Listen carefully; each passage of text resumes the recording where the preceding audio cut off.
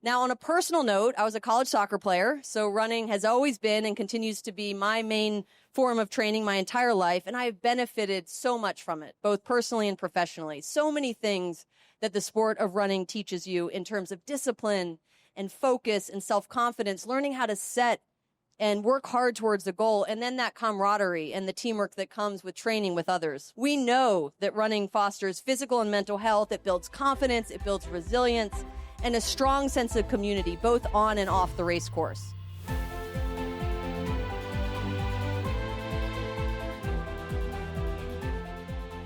right, Susan, I'm going to go to you next. I'd love to hear a little bit more about how you found the running community really helped shape your sense of independence, even beyond the race course.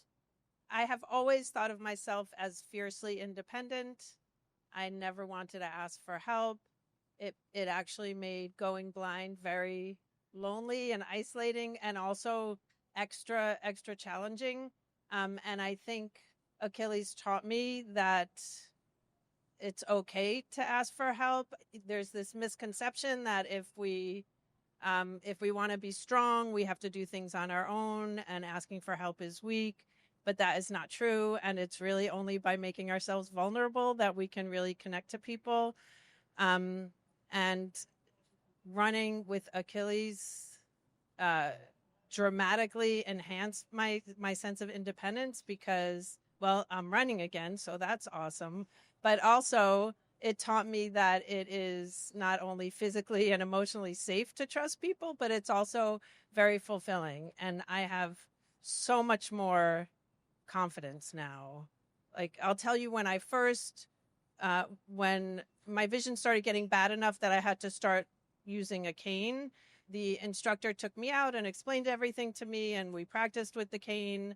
And there was this gnawing question in my mind that I like was embarrassed to ask, but eventually I asked it, and it was, yeah, this is all fine and good, but I have some vision now. What happens when I don't have any vision left? How am I gonna figure out where I am when I get lost? How am I gonna find a bus stop? How am I gonna find the end of a line when I go into a store?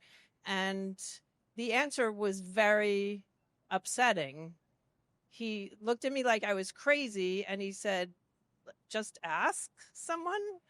And like that, I was like, yikes, that I don't want to have to ask people. But since running with Achilles, as Simone knows, I ask for stuff all the time now. My guides are so generous and non-judgmental, and it's just made it so much easier to ask for help and for me to feel more independent. So now I'm way more confident.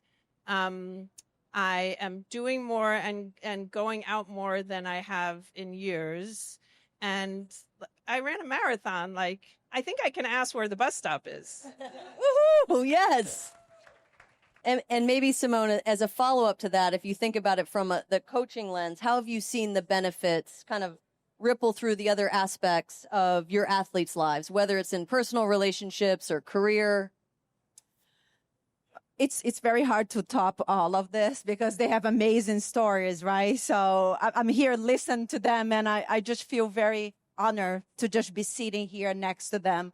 And of all the runs that I've done with Susan and with other athletes as well, I always feel like I'm privileged. I'm helping them, but they are helping me just as much, with everything that is going on in the world.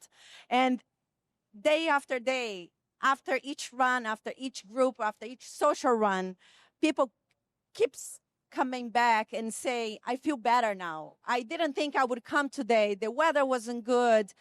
I didn't have a ride to get here, but I came and I did my workout and I talked to my friends, and then I go home a better person.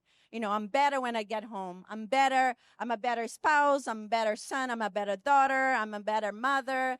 And that's really what matters, right? Because I think we always want to improve ourselves, but how do we do that? And all these athletes are doing that. And then it's something that is just memorable. And it's just a privilege. It's really just a privilege. So yes, they get better. They improve their social skills. They improve their physical, of course. She just ran a marathon. And, I met her at Fifth Avenue at mile 22. And I say, Susan, how do you feel? oh, it's great. I feel no problem. Let's go, let's go, let's go.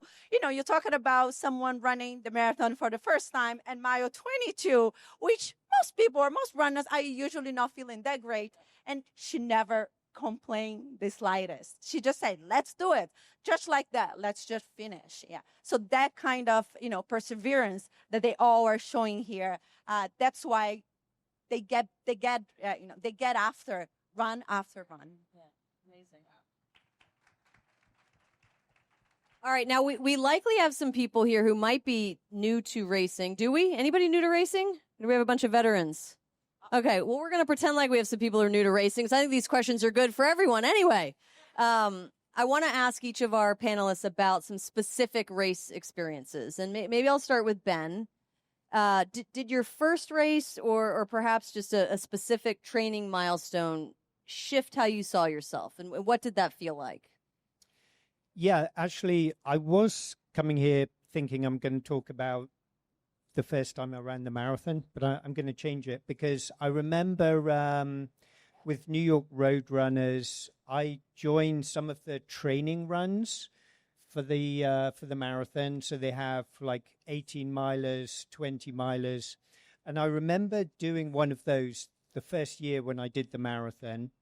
And there were probably, I don't know, could have been 10, 15,000 people running in Central Park. And I found a group, and they were probably doing like a 10 or 11 minute mile pace for this training run. And I thought, I'm going to see if I can kind of tack on to them. They're probably going to drop me after a couple of minutes because I'm going to be too slow.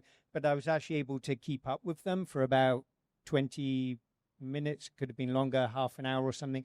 And I remember thinking at the time, wow, this is amazing. Like, I really feel like a runner now. So that one always sticks in the mind. Yeah. All right. Yasemin, how about you? Is there an on-course moment from a race that specifically gave you hope or inspiration? I did New York City Marathon last year through Achilles. So yeah, I would say I was very tired in last few miles. It was really hard to push, but then, you know, people saw that I was crying and struggling, and then they started shouting out louder and louder. And honestly, they, you know, made me to go to finish line, I would say. So that togetherness inspired me.